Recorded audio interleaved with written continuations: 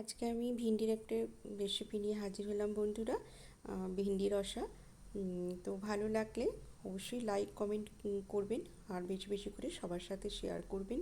আর নতুন বন্ধু হলে অবশ্যই সাবস্ক্রাইব করে আমার পাশে থাকবেন। ভিন্ডি রসা বানানোর জন্য আমি এখানে ভিন্ডিগুলো ভালো করে ধুয়ে নিয়েছি, দিয়ে দুটো দিক কেটে নিয়েছি, অল্প করে কেটে নিয়ে আমি লম্বা লম্বি চালা করে নিয়েছি। একদম পুরোটা চালা করে নিয়ে হাফ চালা করে মতন নিয়েছি।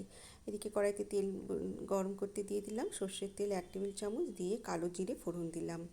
দিয়ে জিরেটা একটু ভাজা হলে আমি ভিন্ডিগুলো দিয়ে দিলাম। আপনারা দু টুকরো করেও নিতে পারেন ভিন্ডিগুলো। আমি ছোট বড় মেশানো ছিল ভিন্ডি, তো আমি একদম গোটা গোটাই রেখেছি। স্বাদ মতো নুন দিয়ে দিলাম। লম্বা করে অল্প অল্প করে একটু চিড়ে নেবেন ভিন্ডিগুলো। অল্প একটুখানি হলুদ দিলাম, বেশি হলুদ দিলাম না, অল্প একটুখানি দিলাম। দিয়ে একটু নাড়াচাড়া করে ভেজে নেব। আমি 2 মিনিট একটু মতন নাড়াচাড়া করে ঢাকা দিয়ে দিলাম 2 মিনিটের জন্য। 2 মিনিট পরে দেখুন ভিন্ডিগুলো বেশ সিদ্ধ হয়ে গেছে। ভিন্ডি তো নরম, অল্প একটু নাড়াচাড়া করতে করতেই সিদ্ধ হয়ে যায়। এবারে আমি এর মধ্যে দিয়ে দিলাম লঙ্কা গুঁড়ো, অল্প একটু লঙ্কা গুঁড়ো দিলাম, হাফ টিস্পুন মতন। আর দিলাম বেটে রাখা 1 চামচ পোস্ত, 1 চামচ সর্ষে, আর একটা কাঁচা লঙ্কা পেস্ট করে নিয়েছি দিয়ে দিলাম।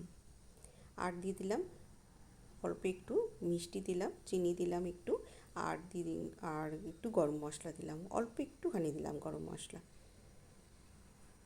এটি স্বাদের জন্য দিলাম, খুব সুন্দর হয়। এমনি সর্ষে পোস্ত দিয়ে করলেও খুব সুন্দর স্বাদ হয়। আমি একটু গরম মশলা দিলাম। আর ওই সর্ষে পোস্তর বাটিটা ধুয়ে অল্প জল দিয়ে দিলাম, দিয়ে ওপর থেকে একটু ধনেপাতা কুচি ছড়িয়ে দিলাম। দিয়ে ঢাকা দিয়ে রাখবো 3 মিনিটের মতন, মিডিয়াম টু লো ফ্লেমে। দেখুন 3 মিনিট পরে একদমই রসা রসা মতন হয়ে গেছে। ব্যাস রেডি হয়ে গেল আমার ভিন্ডি রসা। অসাধারণ লাগে গরম ভাতের সাথে। একবার হলেও ট্রাই করবেন বন্ধুরা। আজকের মতন টাটা।